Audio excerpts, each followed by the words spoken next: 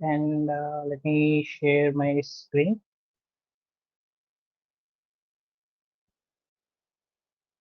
Yeah, can you see my screen? Yeah, okay.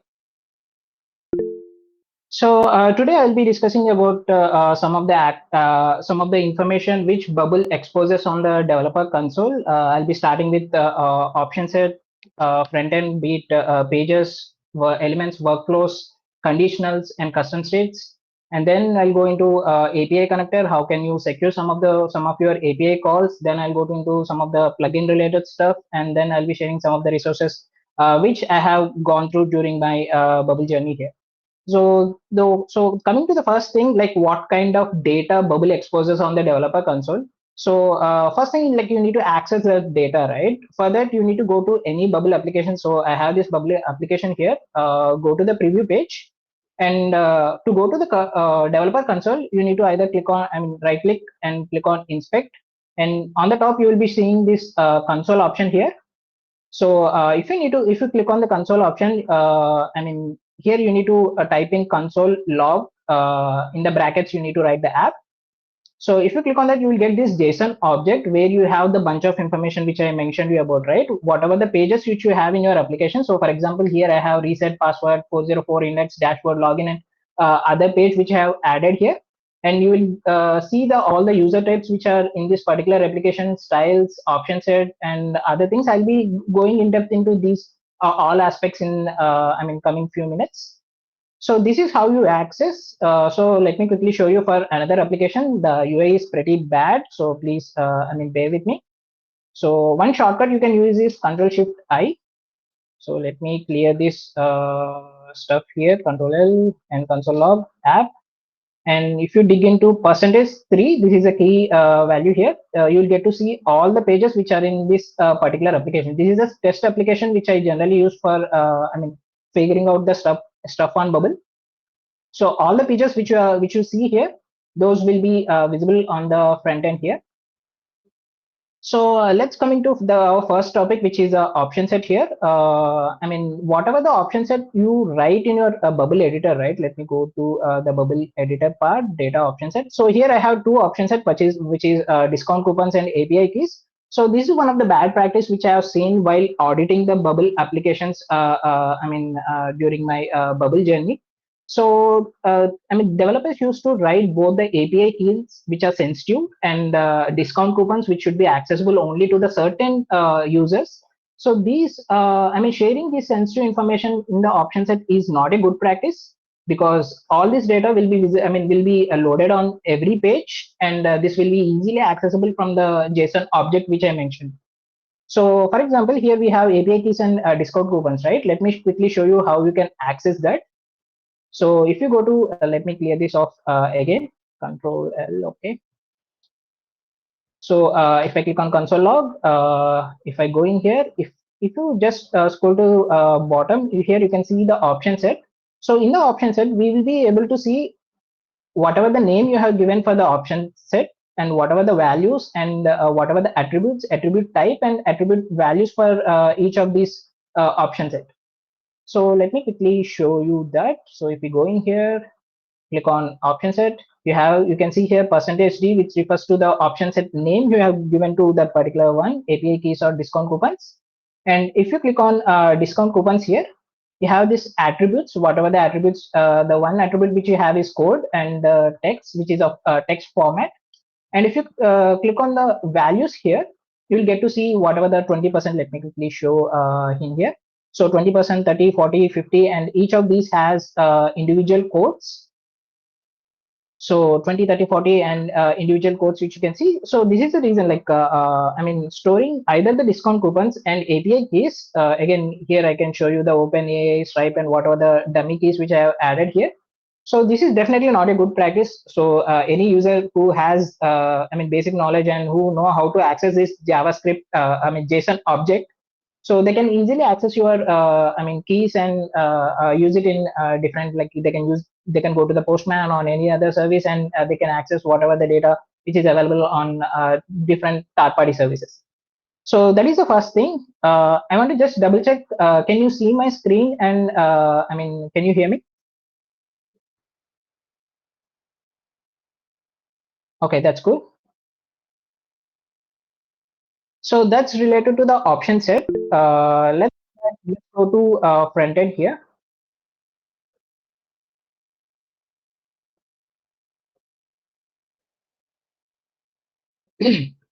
So the first thing is, as I mentioned, like all the pages which you have in your application, even I have seen some of the cases where they structure the page name in such a way that they see, I mean, they assume that this page will not be accessible, will not be, I mean, easily accessible for the end users.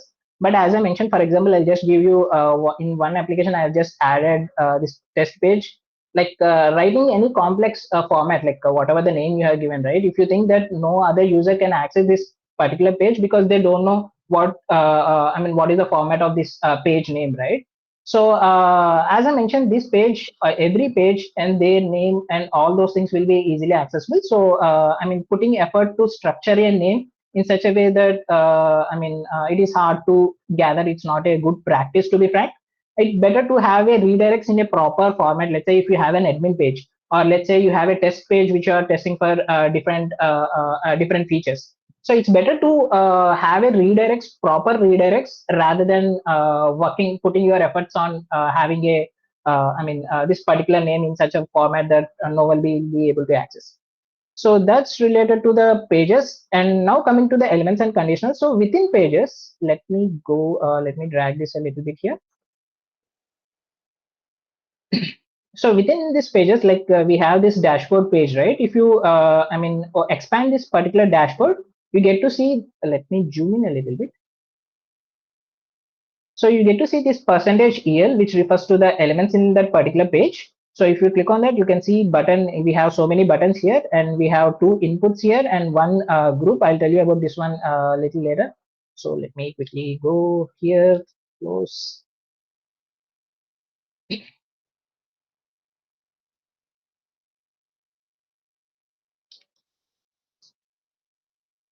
So we have the pages, and if I dig into a dashboard page, we have elements. If I dig into elements, we get to see all the elements. And even within the elements also, we get to see the conditionals within the elements. For example, if I go to here, and I have set one conditional to this particular group, which should be accessible only to the login users. I've said that if the current user is logged in, this element should be visible. And there is some sensitive data which I have hidden by default, and I have added another conditional to this, that when the user, when there is a parameter user, and if the parameter is admin, then only this particular element should be visible.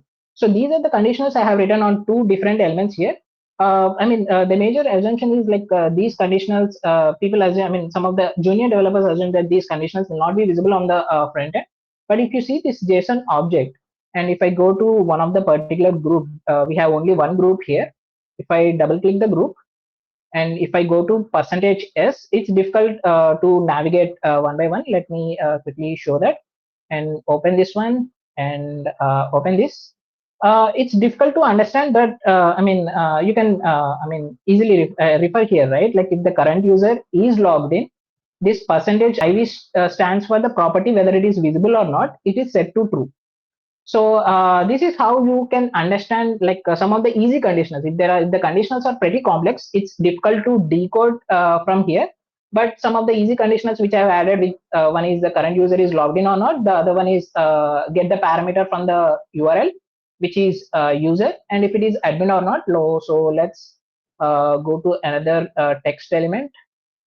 So if I go to again percentages, this one, yeah. So here you can see the structure of the conditional we have set up, right? So get parameter from the URL. If that equals to the admin, this particular property, which is whether it is visible or not, is set to true.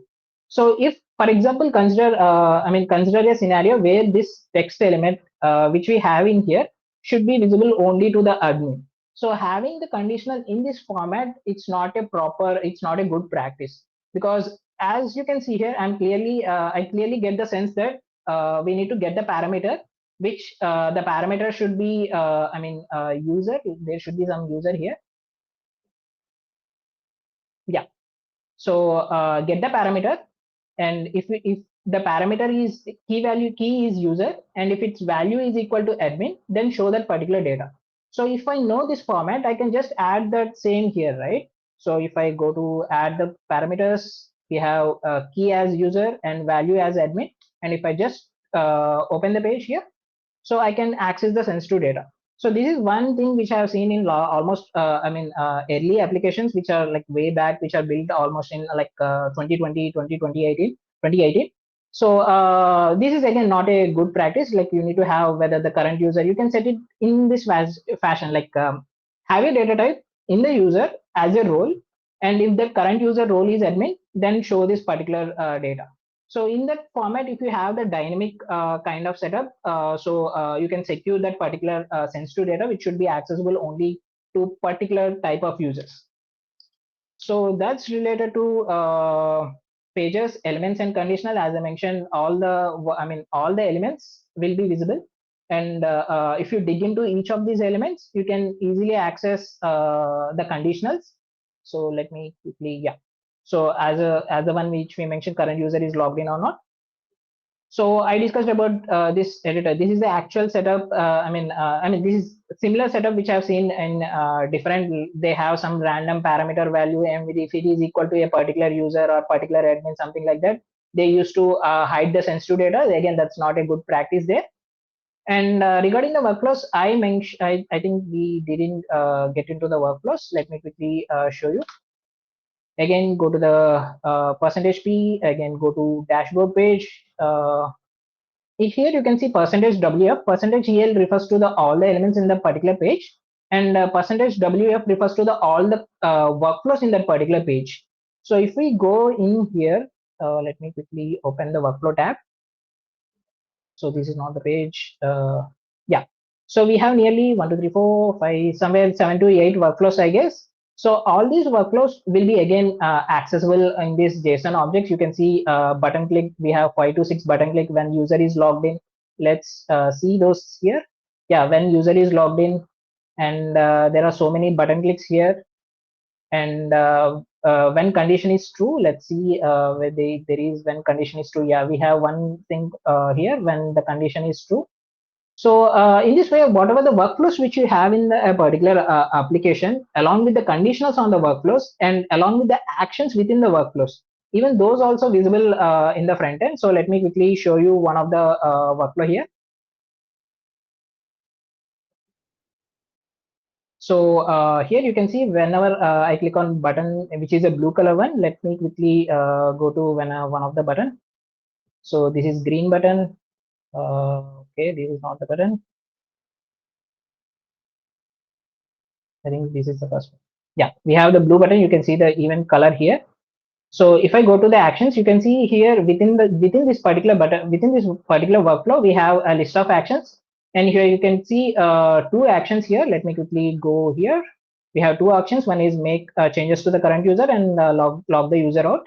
So yeah, change the thing and log the user out. And within that parameters, we have, let me show you four things.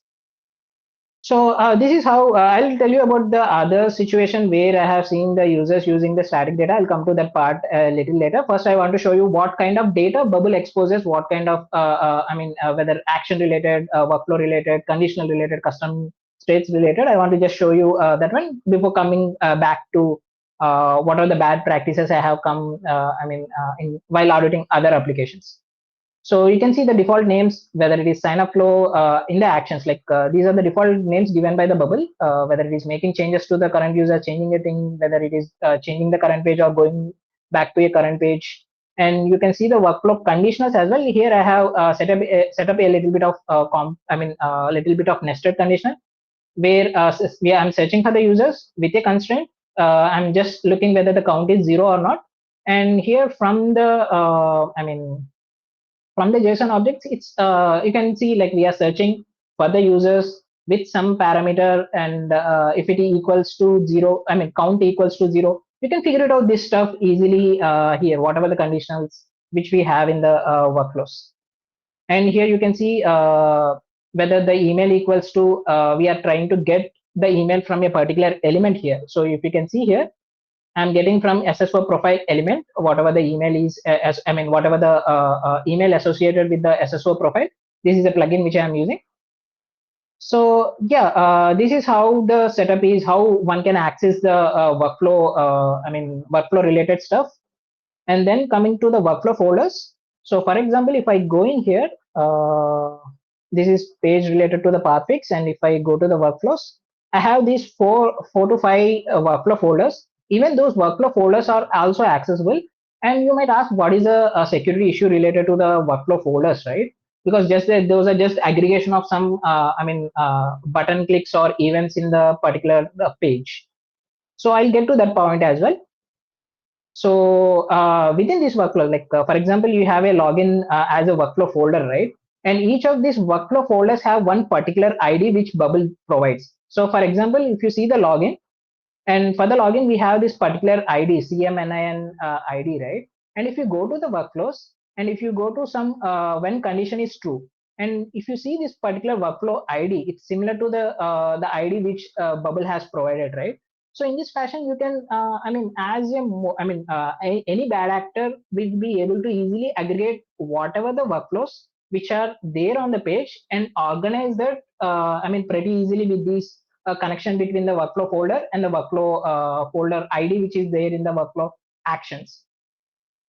So that's, I'll tell you about the major security issue here, right? Like for example, if you have a business logic or app logic, which is, which you don't want to be shown to the users or shown to the bad actors, right? In that scenario, whatever the workflows which are critical to your application should be made to the backend workflows instead of showing it on the, instead of having it on the front end.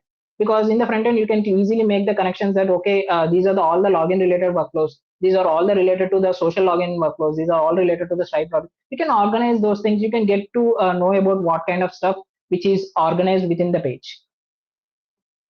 And then coming to the, I have seen some of the, in some of the applications I have seen in the custom states, they are storing, we can store a default values, right? So for example, if I go to any on the page here, I can just add a custom state.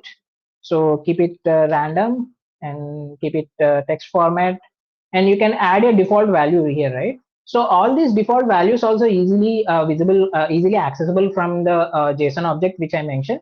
So it is not a good practice to store any sensitive data here. Sometimes it might be API keys, sometimes it might be other referral codes or something like that. So which you think a data is sensitive, never ever store it in the option set as well as in the custom states as a default value. So that's related to the custom states. Now coming to, now you understand like what kind of data is being displayed on the front end, right? Now let's see the consequences of, storing some sensitive data within these workflows in a specific format.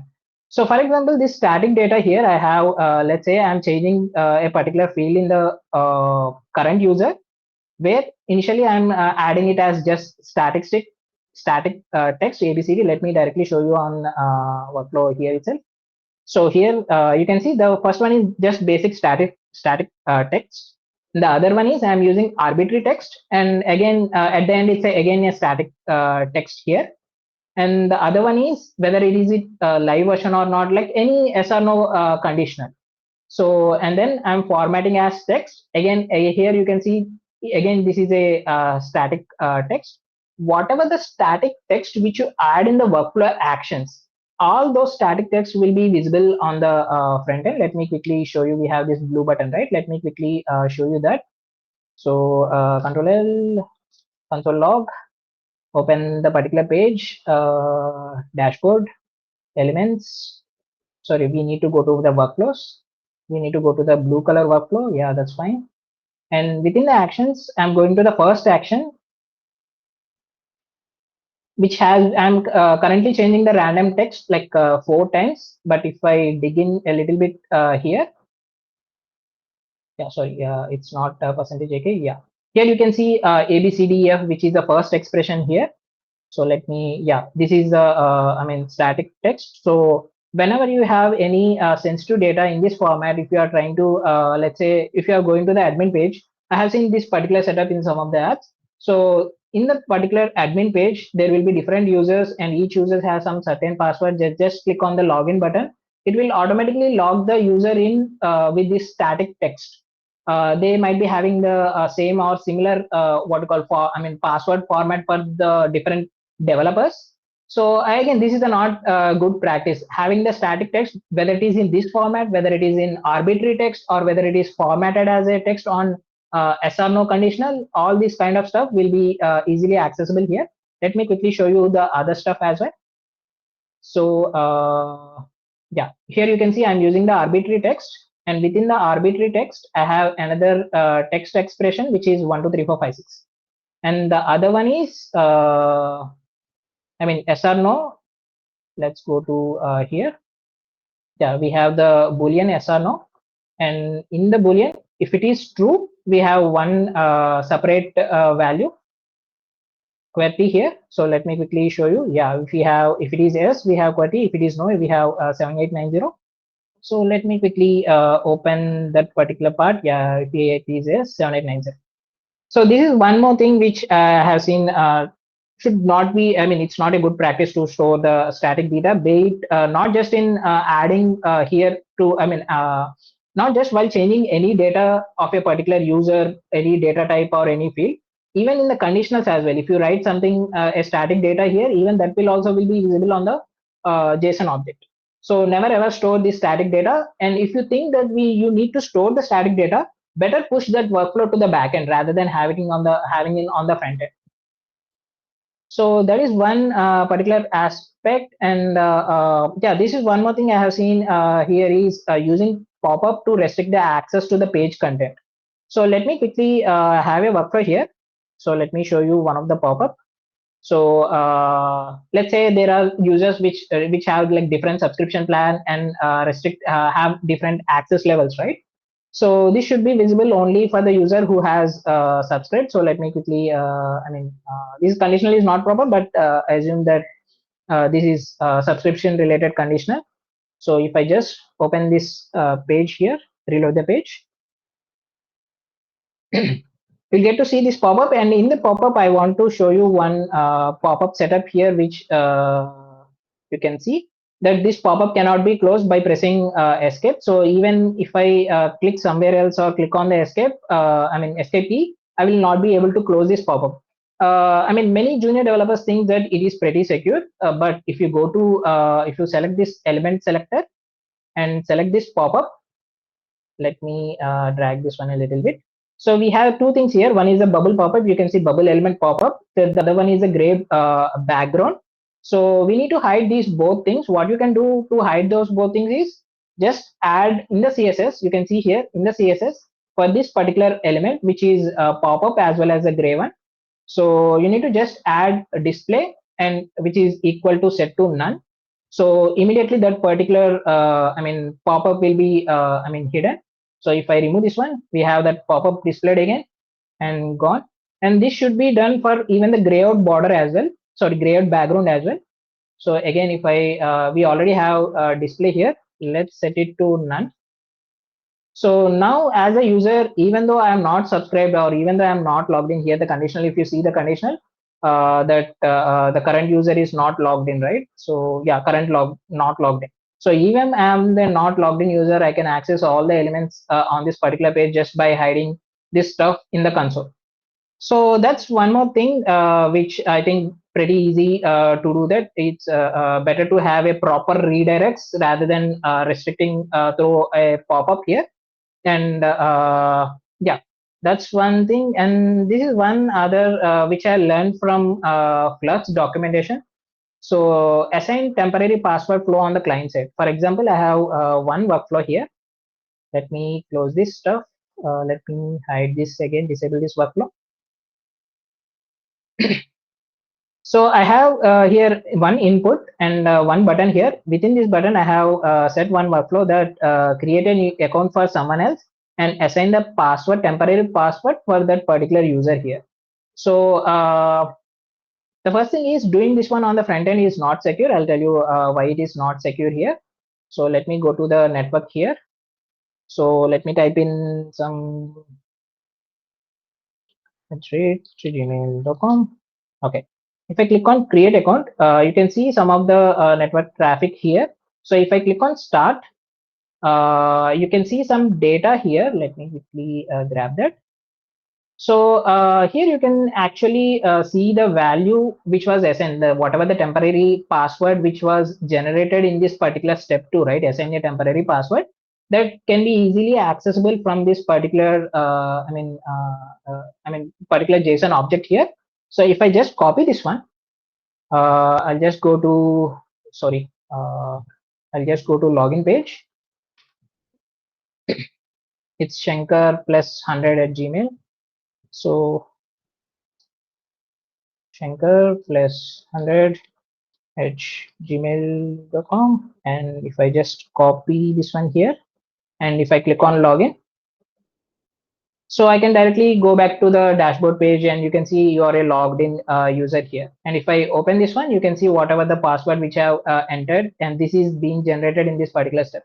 So whenever you are trying to add a temporary password, right? Like let's say we have an application where there is an organization admin who needs to what you call create an account for employees and assign a temporary password and send the temporary password to the email, right?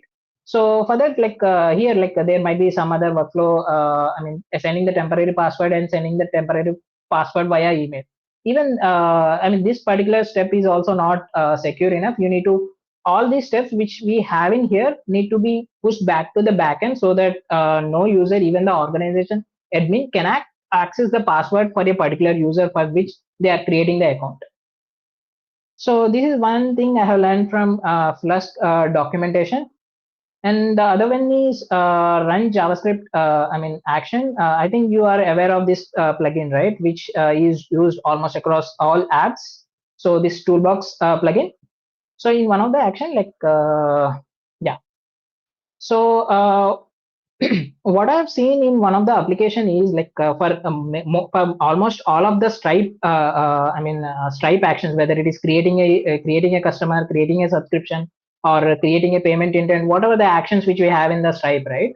So all those actions can be, done through the API calls. But in this particular application which I have worked on, they have this setup where they, mention this particular key, and they have written their own code to what you call to ping the API call here instead of API using the API connector.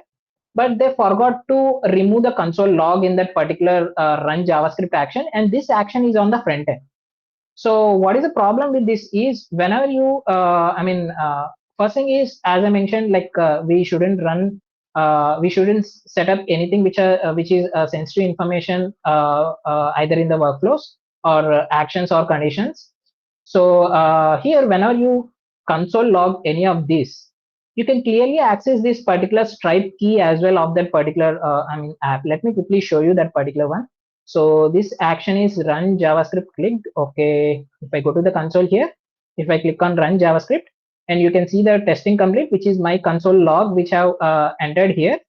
And if I click on this, this VM3091, whatever it is, it mentions as fifth line.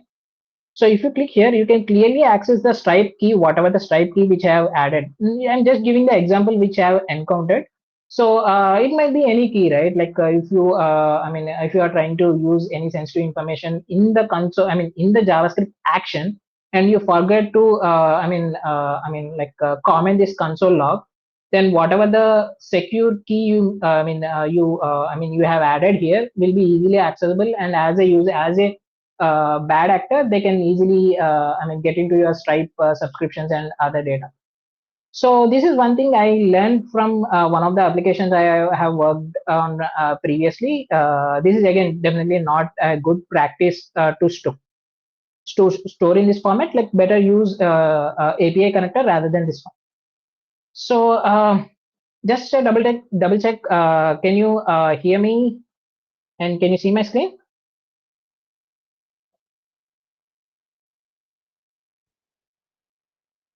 Yeah. Yeah, I'm recording this particular session. Once the session is done, I'll share the session recording with you. So let's go back to again our yeah. So we have completed all the front-end related stuff. Let's go back to the API connectors here. So in the API connector, whatever the actions, whatever the API calls you have set up, right? Those all API calls also will be accessible on the in the JSON object here. For example, you can see these are the API. Let me quickly show here. So if you go to settings, you need to navigate a little bit. You need to go to the settings. You need to go to the client safe. And here you can see the API connector here. And if you click on the API connector, you will be able to see all the API calls which are there in your application. So let me go to the plugins here. API connector, you can see Razorpay, MailChimp, Rapid, some random API and other stuff. So if I go in here, you can see the names which are given to those API calls.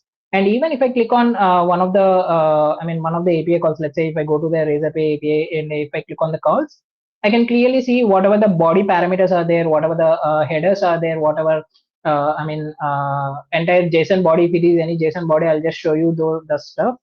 So if I go to the Razorpay, if I click on expand, create payment link, so you can see here there are two headers here, both are set to the private, and we have JSON body here. So all these things along with the URL here, and whether it is used as an action, used as a data, whether what is the data type of that particular action, and whatever the default values which you have given here while initializing the call, these all things are visible on the front end here. So in this particular JSON object. So I'll tell you about how to secure some of the calls mentioned here. As I mentioned, like URL, headers, parameters, JSON body, all the things will be easily accessible here. So yeah, the first thing you can do is masking the URL. Let's say if it is a Stripe related calls, like everyone who gone through the Stripe documentations know what is the endpoint they need to use for certain calls, right? So for that, it's not that mandatory to mask your URL. But for if you have your if you want to call your AWS Lambda, if you have a Flusk app set up on your EC2 Python anywhere or any of the Google Cloud functions, right? For that, you need to hide your URL so that no other bad actor can ping your URL outside your application, right? So for that, what you can do is let me quickly show that. So I have this server API, and if I go to one of the call, and you can see here the URL, you can set that URL to parameters, and in the parameters, URL parameters, you can set it to the private so that it will not be visible on the front end here. So if I go to server, and if I go to the calls, and if I open the call, which is get data from input, so you can see here get data from input, and where I have used URL parameters set up here to mask the total URL. So if I go to if you can see the URL here, here you can see the Razorpay URL, but you cannot see the URL which is linked to my personal server here. So let me quickly, this is a like dummy server I have linked here, but you will be not able to see that particular URL in this JSON object. So that is one, and that is, I would say that that is one of the best practices I have learned through again Flusk. Where you can mask your URL so that no one can see your server endpoints. And another good practice is whatever the headers and parameters are there, right? It's better if you add those parameters directly in the shared parameter section. So if we go in here, there is a shared parameter section for every API, and there are headers and parameters within the each API call. So it's better to it's better to write the headers and URL parameters directly in the shared headers so that you can, no one can access those headers. As you can see here, shared headers which are set to private, and we cannot see that even with the in the JSON object here. So and then headers parameters within the API call, which are here you can, if you think that there is an particular header, maybe it might be the authorization header or something which might be the sensitive one. So you can set that particular one to the private so that you can see, let's say here header one, which is set to the private, and there are two other headers. This is within the API call, not to the shared headers. This is within the each API call here. So if you can see here, the first one header, which is not set to, which is set to private, so it's not visible. But the other two headers, header C2 and C3, those values are clearly visible in this JSON object. And here there is one more example, like as I mentioned, if it is any sensitive data or if it is URL parameter or URL itself, you can add those things in this sensitive. I mean, you can add those in the URL parameters and set those as private.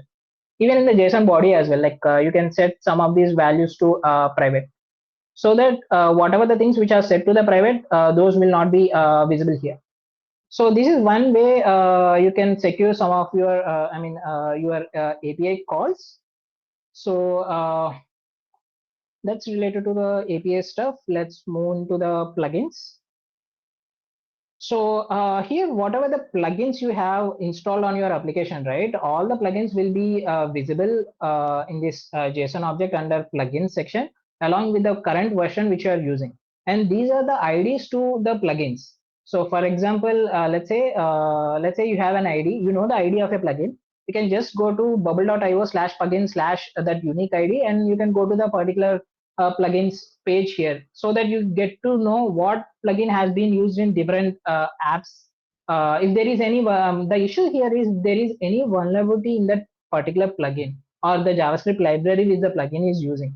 So, hackers can take advantage of that vulnerabilities, and that makes your app insecure, right? So that is one aspect which you need to look into, like whether there are any vulnerabilities are there or not. If possible, if you are good with the plugins, building the plugins on your own, it's better to build rather than depending on the third-party plugins. And that I would say the better approach. But if you are confident on the plugin developer, I would suggest to go with directly using the plugin itself. So that's one thing. And one more thing, like in the front end, I mentioned you about some of the actions, right? Where they store, if you store any static data, it is visible directly on the front end. And this applies even with the plugin actions as well. So for example, I have a simple plugin setup here, which has a random field. And this has an action which is on client side and has a random field which is of type text. So let me quickly go to the setup here, plugin action. Yeah, so if you type in any static data here again this static data again will be visible on the front end. So if you want this plugin action, again, if you need that static value to be in this particular parameter, then push this action to the backend rather than doing it on the front end. And here you need to see that you need to ask the developer whether there is a similar server side action similar to the client side or not. Because as I mentioned, if you can see here, so whenever the button is clicked, this particular, you can see the ID of the plugin here, which I am using. And I have set that some random value in the, while what you call, for the action within this particular workflow. So those things are also visible directly. So be cautious on those things. And these are not, it depends on the developer, like whether you think this should be visible on the front end or not. For example, there is one application for which I have integrated Facebook, Google and Facebook plugins, and we have Stripe and Twitter plugins. Here, the public key and client IDs are exposed, but actual secret key is not exposed. So we are safe on that particular part. So, but you need to like every plugin exposes some kind of data, right? So you need to be more cautious on what kind of data is being exposed, whether it is sensitive enough or not, whether you need to reconsider installing that plugin or not. So that's majorly stuff I want to cover. I want to cover the privacy rules as well, but there is one session you need to. I think it would be better if you attend that one. Let me quickly go to privacy rules. Yeah. So decoding privacy rules, there is one session going on here, and we have one more session by Ellie Beachy. Yeah, privacy rules. This one at in my time zone, it's 3:30 a.m. I think you can learn a lot more about privacy rules, which is the core of how to set up the data privacy rules, such that only the data which the user need to see will be visible on the front end. So coming to the resources section, like we have, 15 more minutes. Let's quickly go through that. So one is the Bubble manual. Like Bubble has recently, modified their manual. It's pretty organized, to be frank. Like you can see under the security infrastructure security section, you can go to the page level client side. What is the client side and server side actions? what is a app security, page security, API security, and related to the cookies and security checklist. So you can go through this particular, bubble manual. It's pretty detailed. You'll definitely love it. So that's one of the resource I have. I have started digging into when I learned about, security aspects here. The other one is this bubble security cheat sheet by Fluss. This is 70 to 80 page document, but every page, even though this is just 80 pages, like I would say that every page is so important, like to learn about API security, privacy policy, privacy rules, and how to, if you have a backend workflow which need to be exposed to the public, how to secure those workflows. So all those kind of, and it's completely free. You can check out this bubble security handbook by Flusk. And we have best practices by the ADEV. Like they have recently released the wiki for ADEV. Sorry, by ADEV. Like you can look into that particular book. Best practices on privacy and security. And this is this ultimate book guide to bubble security. This is for, I would say, intermediate to advanced bubble developers. There is ton of technical knowledge which is there in this 300 plus page handbook. So if you are absolute beginner, take some time to learn the basics, and once you are comfortable with the basics, then get onto this 300 page pretty good book on bubble security. And we have JJ. If you are comfortable taking the courses, if you want streamlined, course level structure, like lesson structure, and you can hop onto this particular professional security in Bubble course by JJ. And if you go to the Plus channel, they have, playlist. They have 6 videos in this particular playlist. These are pretty short, like at max 5 to 10 minutes videos. So these are also one more good resource to, if you want to dig deeper into the security aspects. And I'll be sharing more resources in this document, and I'll be sharing this document on Twitter as well. So do let me know. Yeah, if you have any queries, I am open to take up the queries here.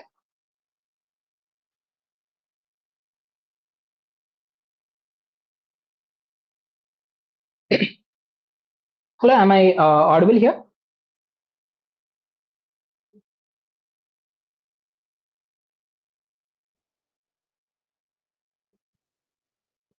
Okay. So yeah, that's it from my side. If you have any queries, I'll just share my Twitter profile link. You can DM me anytime. So I'll be sharing the other stuff as well. Thank you so much, Smith. So I'll be sharing other resources as well. This is just short 5 to 6 resources, but there are a ton of resources which are available for free. I'll be sharing those resources as well.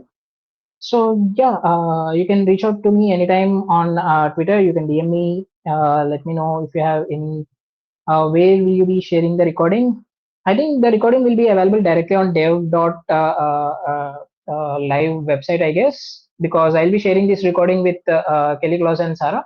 So they will be. They'll be sharing the link with you.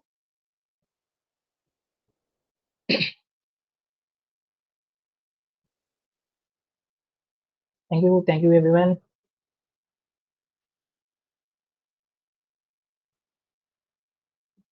So if you have no queries, I'll close this session for now. So see you on other sessions which are planned for Bubble developers. So thank you very much for being patient for almost 1 hour.